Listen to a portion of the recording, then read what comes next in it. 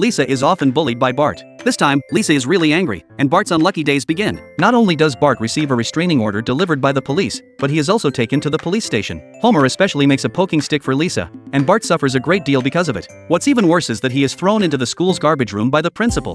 He even has to eat his meals in the heavy rain. Bart, who is usually so arrogant, has really run into bad luck this time. One day, the school organizes a trip to visit the glacier. However, the mountain road to the glacier is extremely dangerous. The bus driver almost drives the school bus off a cliff, and all the teachers and students on the bus are terrified. Seeing this situation, the principal, worried about an accident, asks the driver to stop the bus.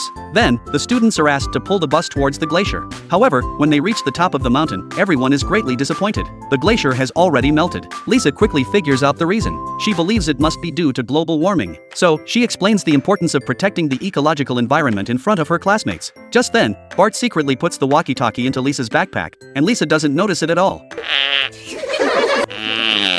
Later, Lisa angrily snatches the walkie-talkie from Bart and throws it back. Bart then uses an ice block to knock Lisa into the lake. Lisa shouts for help and then sinks into the lake. Fortunately, the lake is not deep, and she floats back up. But instead of helping her, Bart just stands there and laughs at her, which makes Lisa extremely angry. From then on, Bart and Lisa become enemies. The more Lisa thinks about it, the angrier she gets. She thinks Bart is the worst boy in the world. Finally, Lisa can't hold back her anger any longer. She grabs Bart's collar and warns him that he won't have an easy time in the future. Early the next morning, Clancy suddenly appears in front of Bart and hands him a restraining order applied for by Lisa. It requires Bart to keep at least 610 centimeters away from Lisa. Bart thinks this restraining order is useless and can't stop him from bullying his sister at all. But his impulsive behavior eventually gets him sent to the police station again. Later, Marge bails him out. Homer finds Clancy and says he has a great idea that is both practical and humane. He makes a pole that is 610 centimeters long, which makes it convenient to enforce the requirement of restraining order. This pole is also known as the poking stick. After Lisa gets the stick, she pokes Bart a few times with it and finds it works really well. Bart doesn't understand why there is a sharp screwdriver at the front of the stick.